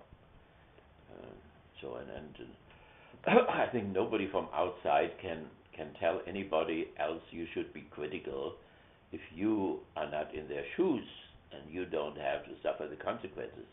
The same thing is in Croatia there. And so I told them, and in East Germany, in the German Democratic Republic, I told them, develop a new type of socialism. Don't go back to civil society. You will have the whole same mess again which you had before you had fascism and so on. So don't do it. Well, but what right do I have to say, go on fighting, go on making the sacrifice and so on, so that you keep your self-management system and so on? I have no right whatsoever, to tell somebody else that somebody else should do this. Even in terms of the old Pope there, the Germans are very upset about Benedict, They said, you cannot, this is desertion, He deserted already the German army. Now he deserted, the church. You cannot go down from the cross, they told him. It was all over the press, You betrayed your office, you betrayed us, and so on. Yes, we have that law that the Pope can retire, so you are legal. But there are higher standards, to which a Pope has to live up. And your predecessor, he was sick, he had Alzheimer's, and so on. And he still crawled around to the last day until he begged, brothers, let me go now, and so on. But that's the right way to do, you don't retire, the Pope doesn't retire. What is that called? It's demythologization. It is disenchantment. They call it enchantment. There is this papal myth, and it blows the papal myth. You have to do that for life. And the consequences are now there are all these people who are married, and you are so strict with them and say you cannot get divorced and so on. You have to hang on the cross. You cannot climb down from the cross. And now you are very mild with yourself. You're climbing down from the cross. And you don't allow it to the others. Now all the others will draw the consequences and will say, my marriage is miserable, I will retire. I will retire now from my marriage, or whatever, commitment I have. So, okay, so there's one thing in terms of this philosophy of history, which is fundamental there. And that is not only three, or let's see, the stages. One is free, few are free, all are free. That has not been realized. Nowhere are all free. Everywhere we do have oligarchs. We have power, elite, corporate powers, who have all the money and all the means of power, the military and the police on their side. And but there is something in between, namely under B. So under B we have the goal, but to this B belongs B Roman 1, and that would be the human freedom nature. That means that is what has to be unfolded in the in the historical process. So that is the humanistic part of the philosophy of history. The theological part, the reason governs the world, has been cancelled by the Marxists, but the humanistic part has been maintained. So man is free by nature, but this freedom is just a potential. And you cannot be free in Islam, because freedom means that you overcome alienation. Freedom is the negation of alienation. If you are alienated from your work, from your neighborhood, from society, you are not free. And you have to come back to yourself. You have to go out to yourself in community and return to yourself. You be at home with yourself. Can you be at home with yourself in Islam or in a concentration camp inside? We had Stoics, in the Roman Empire, who said, that even the poorest guy, he can still be free, or you can be in prison, you can still be free. But that is an abstract freedom. That's not the freedom which is realized. So the realization of freedom means that all the forces in us of memory, of intellect, of will, of analytical understanding, which we use in our sciences, and feeling and sensuality, all that has to be developed. Then I am at home with myself. That is freedom. So that means the abstract freedom has to be changed into concrete freedom, real freedom. Students have that sometimes. For instance, students say, I cannot decide if I should take sociology or religiology or whatever, because they think if I decide for sociology, I cannot be in anthropology, I cannot in psychology. I'm unfree. So therefore I don't decide at all. So they think when they don't decide at all, they will be free. They're abstractly free, but the realization of freedom means that you decide for a particular thing, and in this particular thing come to yourself, and come home to yourself, and become a free person. Others think, I cannot decide for this or commit myself to this girlfriend and so on. Because if I commit to one, then I have to leave all the others, forsake all the others. This is a bad situation, Or I just want to get out of it again if I want to, get another one or so. But you have to get the one there, and there live it fully to allow yourself to come at home, or that she allows you to come home to yourself in her, and vice versa. And this is only possible in a strong commitment. So if you say, I don't want to bind myself to anybody, you remain free, but only abstractly free. And that is a great difference. So what has to happen in the individual history, but also in world history, is that its abstract freedom is to be realized. So the one who is free is not really free because the others who are not free can swallow him up at any time. In Africa, the king, when he wasn't in good shape anymore, the people would say, well, you're old now, let's go home, and they would kill him, So, and also the few are never sure, the few slaveholders, the few feudal lords, the few capitalists here, they are never sure that there are only maybe 2 million, that the 200 million will not hang them on the lantern someday when they get horribly angry. And these 200 million don't want to give up their weapons. Now you see how fanatic they are about it, because they wait for that moment there where they can take them out. And so they put it that way, it's against the government. And they don't know exactly that the government is the tool of the ruling class. They like the ruling class because they give them jobs. They hate the government because it has the police and all this. So in reality, it is the ruling class which, through the state, really keeps them under control, drafts them, sends them into colonial wars, lets them die there, coming home and damaged, and nobody takes care of them, and so on and so on.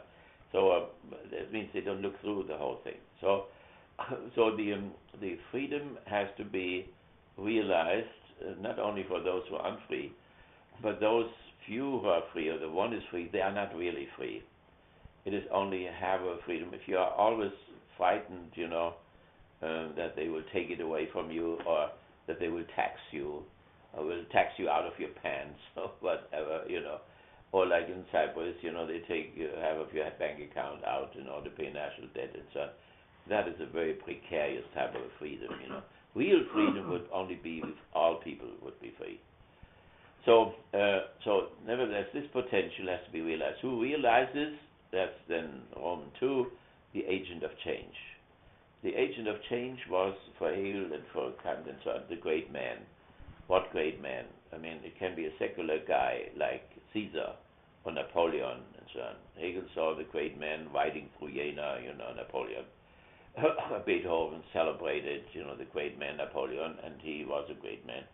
If Hitler was a great man do a lot of killing, so that he did a lot of killing is one thing, but Napoleon, something remained. The Code Napoleon, which we have down in New Orleans and so on, was a tremendous accomplishment, and he was an artillery man, and he knew strategy and so on. So, but the main thing is, the great man destroys an old world and creates a new one. In consensus, we have to see Hegel and Tolstoy and so on, they have different opinions about it, but the great man is just not a singular type of thing. He is great because he expresses, because he does what all know it is right. What all know it is on the right side of history. That is why he breaks through. He may be driven, by pitiful little greed or power or whatever. And there is a chambermaid type of a history writing, where they say, what does Hitler's secretary say? How many lovers did he have? Who the hell cares? That is not Hitler. If he had 10 women or 1 woman or none at all, it doesn't matter. That does not make him as great or not a great person. But what is questionable, we don't know what will become of Hitler someday. It is not that, there are movies made every year, hundreds of books, every year. He doesn't rest anybody, doesn't let anybody rest. But he did not even bury an old world. He did not even get rid of the bourgeoisie, really. And he certainly did not create a new one. What is simmering on, is the fear of the so-called Aryans. That's why these movies are made all the time, who feel threatened by the Africans and threatened by the Asians and the Easterners. I see it as soon as I come into Frankfurt, and I have maybe one of 100 taxi drivers is a German and speaks the Frankfurt dialect or whatever, And I see the resentment, that everywhere the Pakistani and the guys running around, the Semites and so on. So they feel threatened and they feel lost and so on. That's why this guy in Norway, shot these 70 people there and so on. And that's going on in many ways. And they will not simply lay down and die or whatever. The American ruling class is Swedish, it's Norwegian and German and so on. So they will not, they will employ blacks, green, yellow or whatever, but they will not give up their power in terms of the ruling class and so on, voluntarily or freely or happily or whatever. So now for Marx, it's not a great individual or whatever, but it's a whole class of people he hoped for, that the proletariat would rise. Bakunin thought without leadership, but Marx thought there must be leadership, so Bakunin thought that proletariat should not take state power, because then they would have some kind of a elite group again, and they would never get rid of it again. So, but the struggle between Bakunin and Marx, they both had historical philosophy of history, but they were not agreeing on the means how that should be done. And the dictatorship of the proletariat was rejected by Bakunin, because if the proletariat, takes the place which the bourgeoisie had before as a ruling class, you wouldn't get rid of them. So he wanted to go more directly to a communistic society. And our students here on campus were Bakuninists. And the FBI, when they came here to me there and visited, they were desperate, because they always looked for a leader. And so they came into a group, the whole room was full of them, where's the leader? And they could catch him, put him into prison. There was no leader there. And they couldn't take all of them and put them into prison. It was really frustrating for these, they got very angry, these FBI officials, about this situation. So that's Bakuninism. But Bakunin was excommunicated by the communists, by the Marxists, even by the Social Democrats. He died lonely in Switzerland, but he had a point. He had a point. So otherwise, the proletariat would be the force, and therefore this proletarian solidarity. Horkheimer thought we should think of all human solidarity, because we all have to die, and therefore we all should look at each other as finite people. And but that was not Marx's position. The proletariat, that's on his gravestone. I stood in front of it on the grave of Spencer, and there it's written, proletarian of the universe, unite yourself. So their solidarity, and then this proletariat should overthrow the third estate and take state power and clean up the whole mess, and then give it up, and that's somewhat miraculous, give it up so that then the classless society would be established, which would be communism. So communism does not exist anywhere, because that would mean no state anymore. Would be no separate church sitting on top of the normal life, which is wild, and then you have this little decoration of the cake up there, so that it should be lived. Whatever was good in religion should be lived in the real world, and not like a superstructure hanging up there. So, and then we have the system. So A, Roman 1, Roman 2, agent of change. 3, it's a system in which to which belongs the individual, so the personality has to be changed, the family has to be changed, and the civil society has to be changed, and the state has to be changed, and the historical process has to be changed as well. Namely, that history becomes the first time a real human history. That means that the animal history, the prehistory, stops, which is still going on now, and that a really human history begins. Would that be eternal? No. It would just be another stage in the human species history. A higher stage than capitalism, but nevertheless also a stage. And that is important for the cooperation of these liberation theologians and so on, because they could ally themselves with the Marxists, because what the Marxists want is not the kingdom of God. The kingdom of God is eternal, no death anymore. So, but that is a human accomplishment. And for Thomas More and so on, and for the New Testament, communism is the presupposition for the kingdom.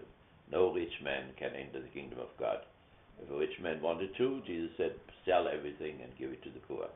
You cannot serve God and mammon. You have to either love capital and hate God, or you love God and hate capital. That's right.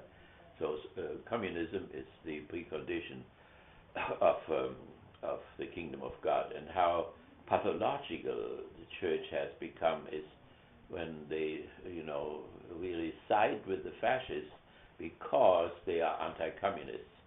That means the hate against communism is the motivation why they work together with Mussolini, who gave them the church state, exchange of their support of fascism in Italy, and made a concordat with Hitler, Empire Concordat, which is still valid now in the German Republic, German Federal Republic, and so on. So that means socialists, Catholics, and fascists and liberals hate communism, and that brings them together sometimes. So they used John Paul II. John Paul I was probably murdered. John Paul II. They used him in the neoliberal counter-revolution. They gave him money, which he channeled to the Solidarity movement in Poland, which overthrew the socialistic government there, and from there it spread to Hungary and so on. That finally brought the wall down. So that means they make use of it, and they can make use of it because the liberals can make use of it, the fascists can make use of Catholicism, because Catholics hate communism. So I had a pastor, I've written a book about him, and he, even at the end of the war, when he had been in the Gestapo basement and had been beaten up and so on, he still thought that Hitler was the only man who could conquer communism. So that's the hope, that he would get communism. And that is very strange now, because the beginning of the church has strong communistic tendencies. It is Acts chapter 2, Acts chapter 4, where the early communities are described, and they had everything in common, everybody according to his need, from everybody according to his ability. That is from the New Testament, and Marx took it over from there. And so the Pope, when the last Pope there went to Cuba, and he criticized them, and communism is bad, and he forgot completely that the beginnings of Christianity were communistic, and that every order, the Dominicans, the Episcopalians, that all the Dominicans, Franciscans, the Jesuits, and so on, they all are communistic, like the kibbutzim in Israel and so on. So there is a strange type of contradiction, and that has a lot to do with the pathology in Catholicism, where the right wingers there, which they had excommunicated rightly, then brought them back again. But at the same time, they pushed all the left out, the liberation theologians, and so on, because they went with Marcuse and with Fromm and with Marx and so on. That was all dangerous. Boff is in that list there too. Boff applied Marxist analysis to the church. As not only a civil society is a class society, but the church is a class society too. There's the clergy up there, and they are the real subjects, and the lay people are just the objects, and they have to be administered to with their sacraments and their teaching. They are stupid.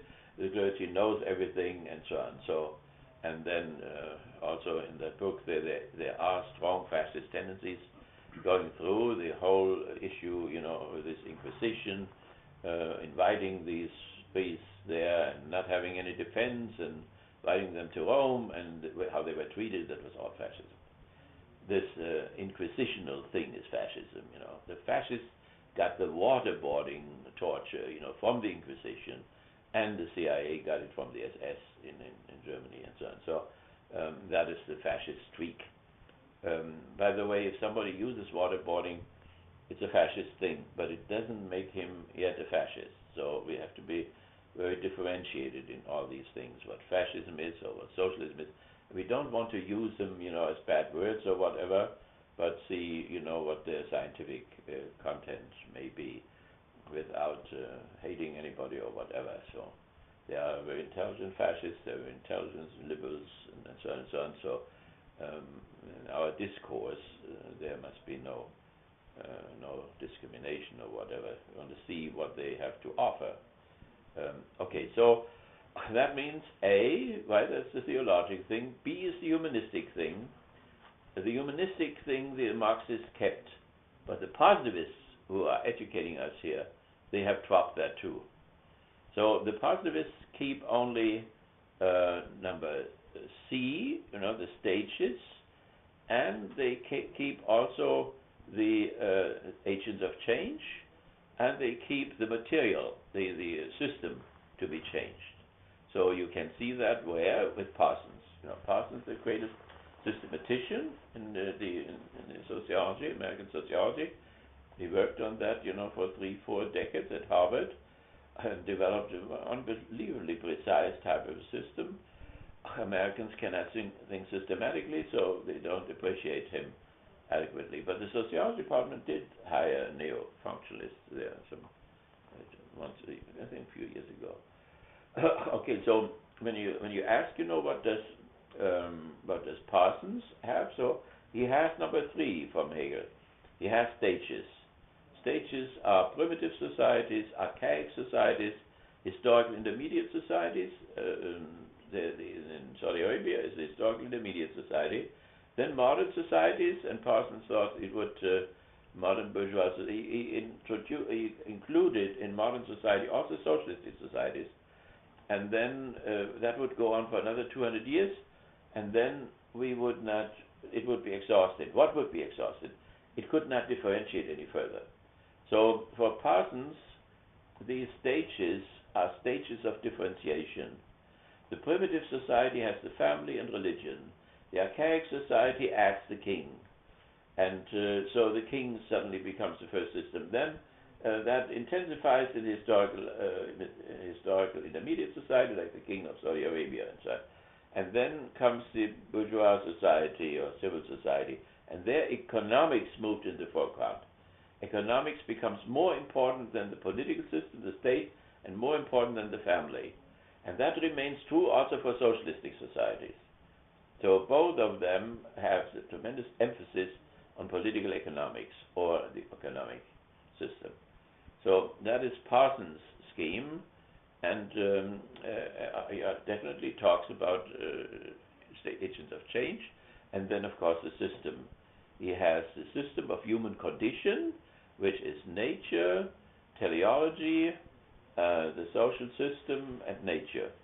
So 4 things. And then he has the social system, and the social system consists of the culture. Culture is open toward the ultimate reality. Parsons stole that from Paul. And so people relate themselves to an ultimate reality, which is religious, that stands for Yahweh and so on. But it is theistic. That means the ultimate reality doesn't work into the system, because otherwise you couldn't have a system. It couldn't be scientific.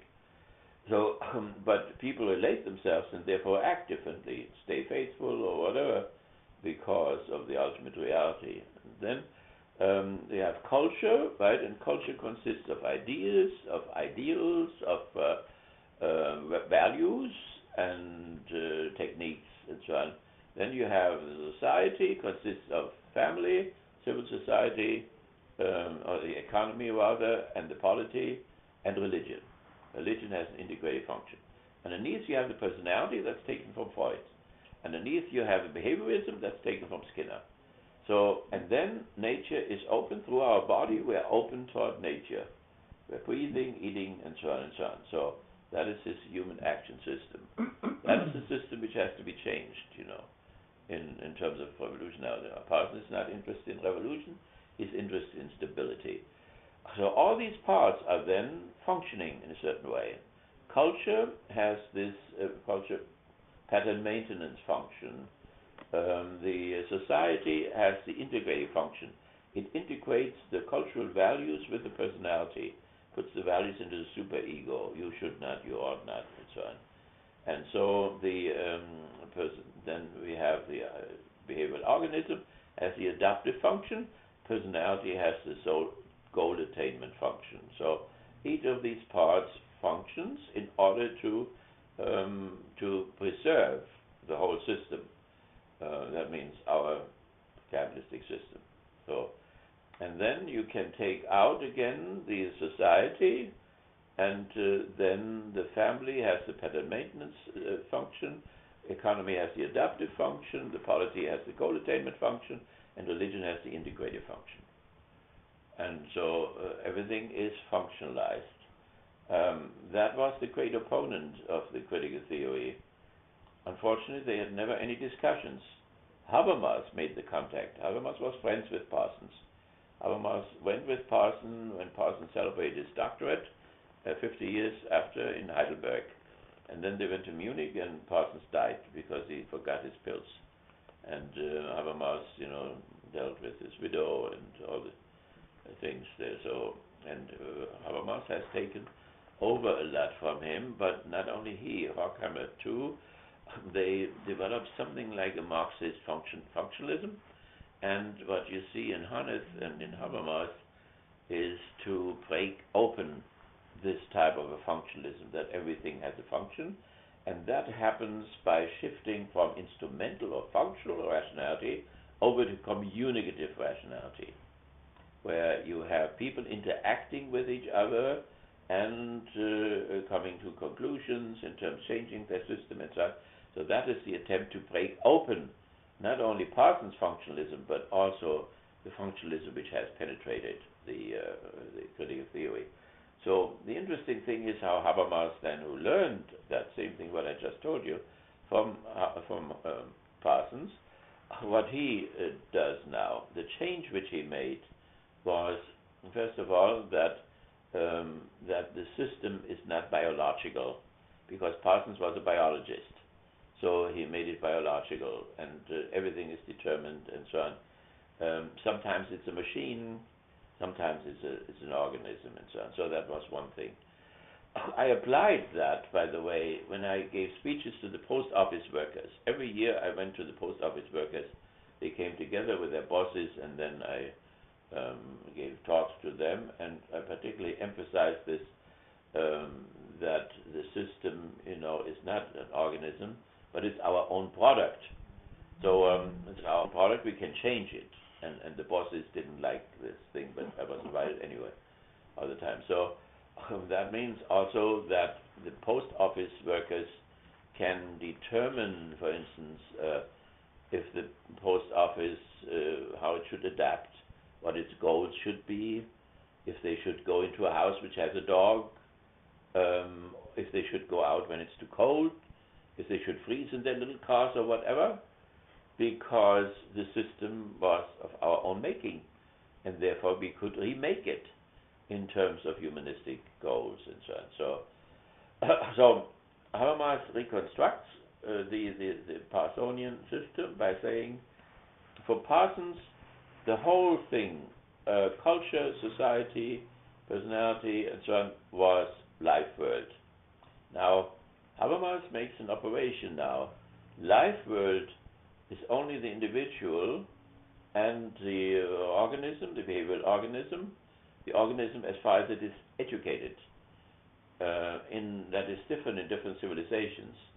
With us, we cannot stop our heart or whatever. But people who have ascetics in the Orient, they can blood stopping from flowing there by concentration. They can slow down their heartbeat to an extreme minimum and so on. So the boundary between the organism and the behavioral organism is flowing. It's changeable from one civilization to the other. So therefore we have the life world, and then out of the life world are somehow selected out of it, or separated out of it, differentiated out of it. Differentiated out of the life world is then the economy and the polity. They were originally part of the life world, but they are now differentiated out. And so the economy is based on instrumental or functional rationality, and is steered over the medium of money, and nothing than money. We still have the life world, in which we have communicative rationality, and it's steered over ethical norms. Don't expect any ethical norms in the economic sector, nor in the political sector. So when you say you cannot send these drones over there and murder people all the time, the only thing what you can say is against American law.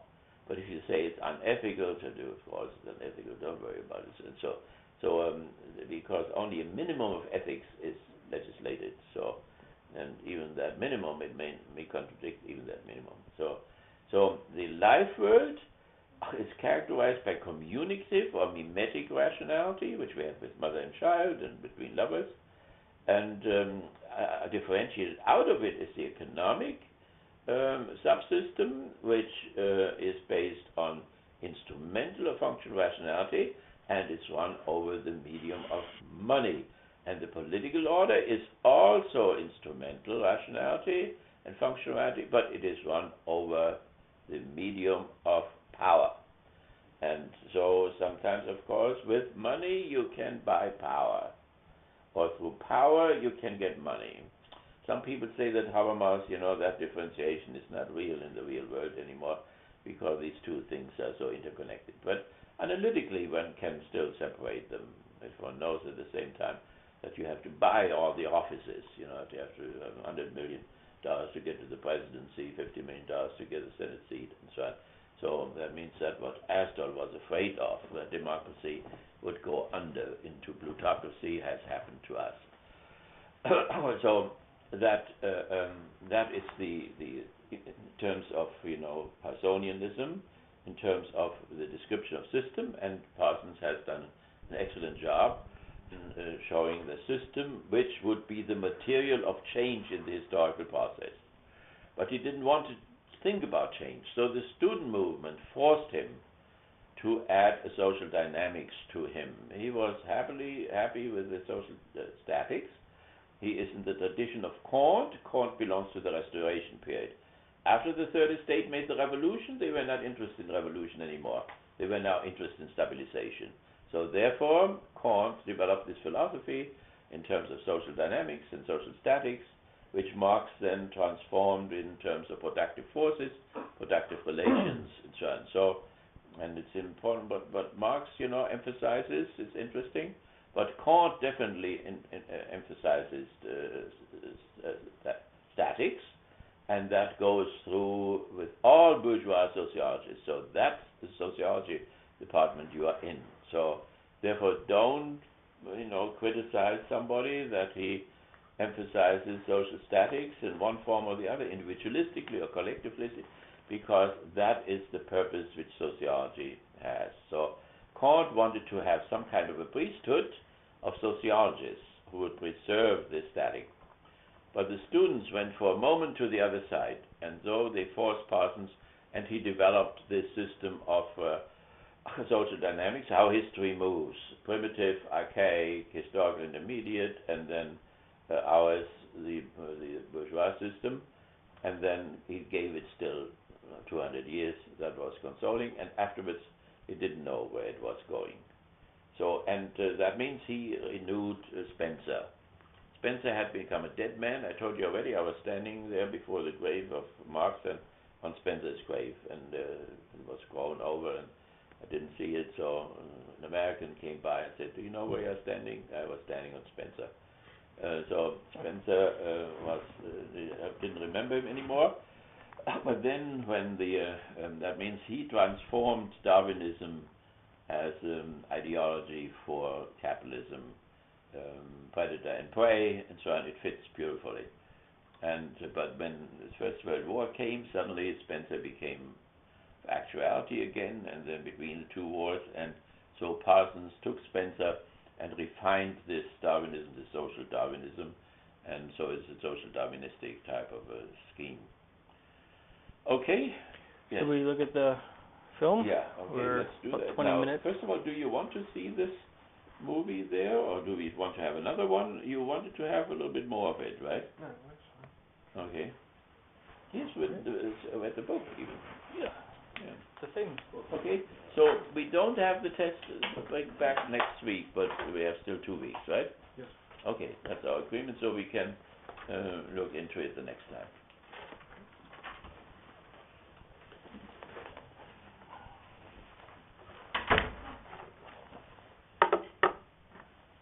David, how are you doing? You just went to the bathroom. Oh, upstairs or where? Okay. You're watching Fox News Channel again, really? I do. I love my enemies. I pray for those who are persecuting me. What can you do? Alex, do I see you tomorrow morning? Mm-hmm.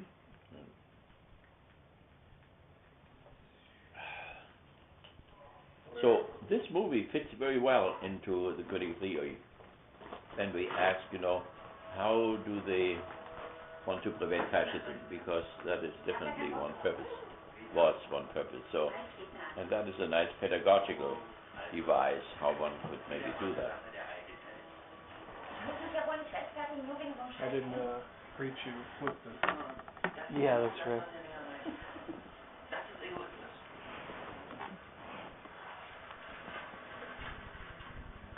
And that's what the little Germans are like now. Neue Deutsch.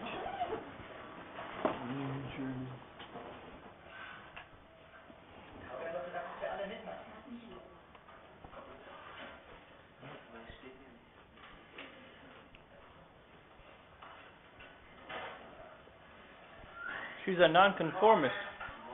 Huh? That one in red's a nonconformist. Yeah.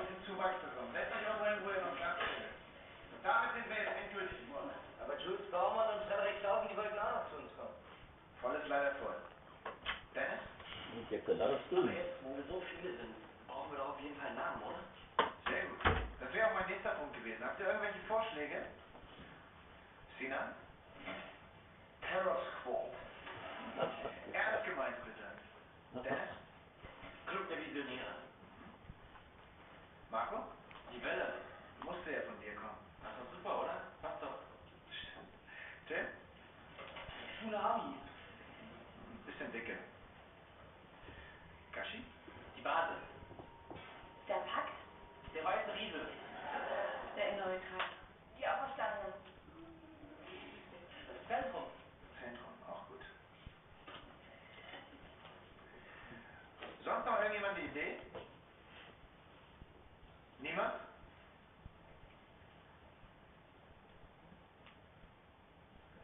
Caro? Die Veränderer? Die Veränderer. Gut, dann haben wir ja einiges zusammengesammelt. Ich schreibe mal ein paar Namen auf.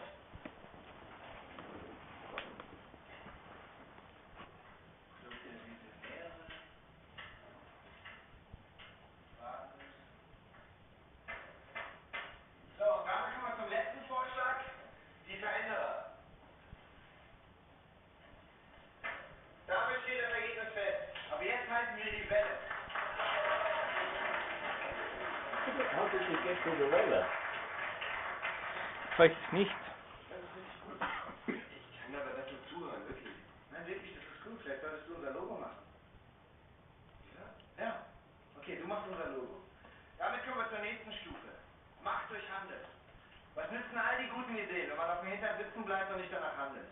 Ich möchte, dass ihr eure ganze Kreativität So that in fascism, the theory practice thing is very important.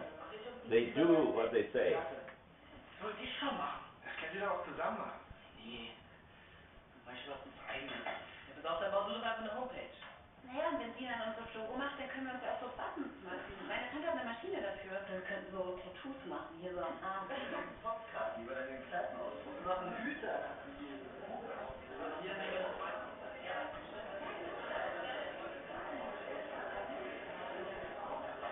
They are so typical, those little guys.